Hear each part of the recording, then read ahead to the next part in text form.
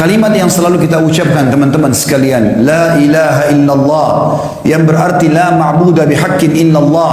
Tidak ada Tuhan, pencipta, pemilik, penguasa yang menghidupkan, yang mengurus makhluknya dan yang memusnahkan dan mematikan kecuali Allah. Pada saat nikmat sedang melimpah di diri kita, kesehatan, harta, pasangan hidup, keturunan, udara, air, api, apa saja, maka yang menciptakan kita Allah, yang menciptakan nikmat itu Allah, yang bisa mempertahankan dan menambah hanya Allah. Dan pada saat kita sedang tertimpa musibah dan cobaan, baik itu sakit, terlilit utang, masalah apapun, yang ciptakan kita Allah, yang ciptakan musibah itu Allah, yang bisa memberikan jalan keluar hanya Allah. Allah subhanahu wa ta'ala memerintahkan kita agar bergantung kepadanya. Dan kita sebagai umat Islam wajib memahami bahwasanya dunia ini hanya tempat lewat sementara, bukan menjadi target utama. Kita di sini hanya sekedar menjalankan tugas sebagai khalifah. Ayah kita Adam alaihissalam pada saat diciptakan, Allah kekalkan dalam Al-Quran surah Al-Baqarah yang diikrarkan kepada para malaikat, a'udzubillahi minasyaitonir rajim,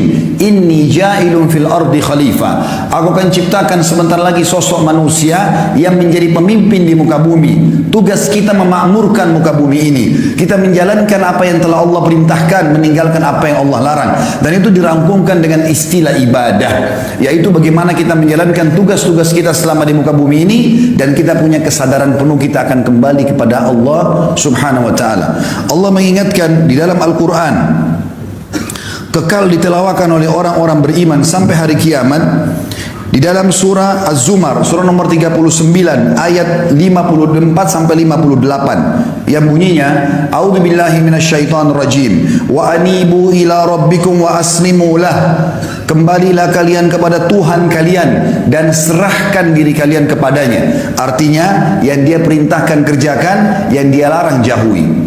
Kemudian dikatakan min qabli an ya'tiyal adzabu thumma la tunsarun. Sebelum datang siksaan Allah karena kalian melanggar dan jauh darinya, lalu tidak ada yang bisa menolong kalian.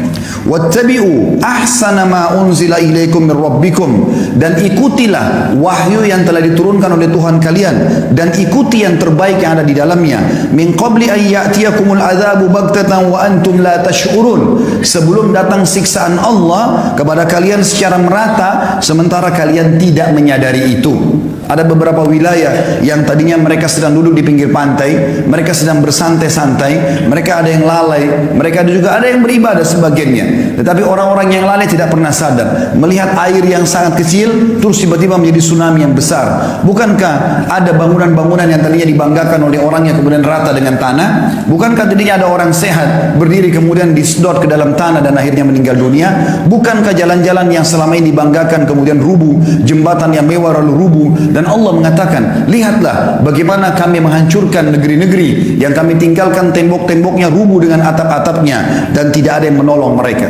Allah mengatakan, hati-hati dengan pelanggaran-pelanggaran yang aku larang, karena kalau datang azabku maka tidak ada yang bisa menahan itu.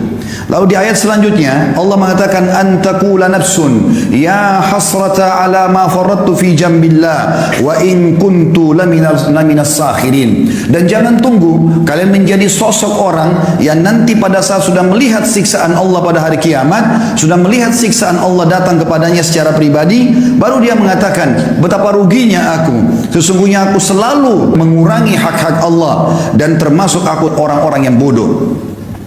Ayat selanjutnya kata Allah, antakula law anna Allah hadani lakuntu minal muttaqin. Atau dia akan berkata nanti, coba Allah berikan kepada saya petunjuk, maka saya termasuk orang-orang yang patuh. Au taqula hina taral adzab law anna li karratan fa akuna minal muhsinin. Atau pada saat dia melihat azab, dia baru mengatakan, andai saja aku masih punya peluang, aku akan menjadi orang-orang yang baik.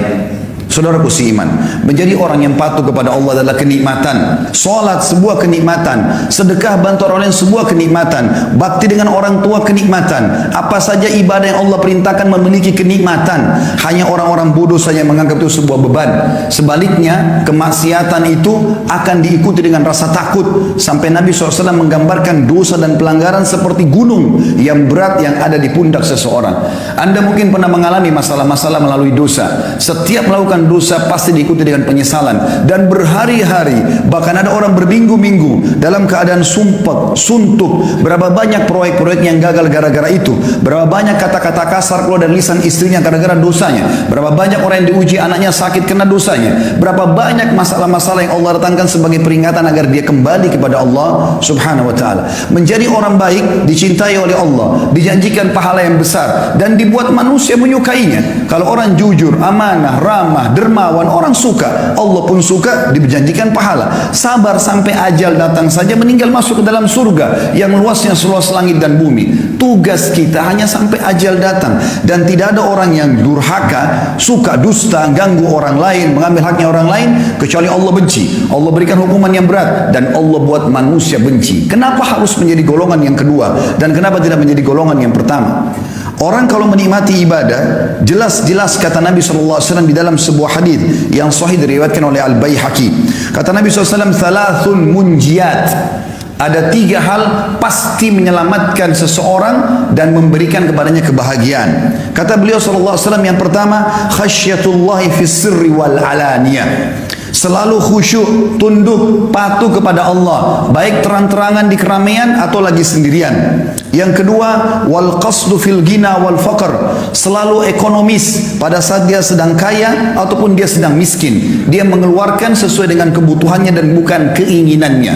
Kita dianjurkan dalam Islam menikmati apa yang ada, tapi kata kuncinya halal dan secukupnya. Tidak boleh tabdzir. Allah tidak suka dengan orang-orang yang musrif atau orang-orang yang suka berlebihan. Innallaha la yuhibbul musrifin. Tadi yang ketiga adalah wal adl fir ridha wal ghadab. Selalu bersikap adil walaupun dalam keadaan emosi atau ridha. Kalau dia sedang menghakimi seseorang, orang itu salah walaupun kerabatnya, dia akan mengatakan yang benar, tidak akan terbawa dengan arus membela kebatilan. Tapi saksi bahasan kita adalah ternyata Nabi SAW menjadikan kegembiraan, kebahagiaan, keselamatan di dunia ini. Yang pertama adalah khusyuk kepada Allah subhanahu wa ta'ala, tunduk kepada Allah subhanahu wa ta'ala. Dunia ini teman-teman disuruh oleh Allah SWT kita lalui, tapi sebatas ditunggangi untuk menuju ke akhirat. Berapa banyak orang-orang sebelum kita yang lebih tampan dari kita, lebih kekar tubuhnya, lebih putih kulitnya, lebih kaya hartanya, lebih banyak keturunannya, lebih mewah rumahnya, dan segala macam hal, tapi sekarang mereka sudah berbaur dengan tanah. Dan saya dan anda semua sedang menuju ke sana. Kita ini teman-teman sedang menuju ke liang lahat kita masing-masing. Tinggal siapa yang jatuh duluan.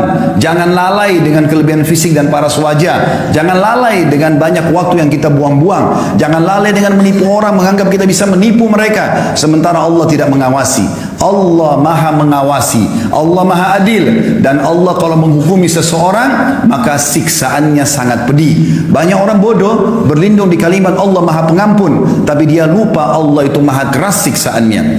Sehebat apapun anda mengatur tipu daya, pasti akan kembali kepada anda sendiri. Allah katakan dalam surah Fatir ayat 43, A'udzubillahi minasyaitonir rajim, wala yahiku makrus sayyi illa bi ahli.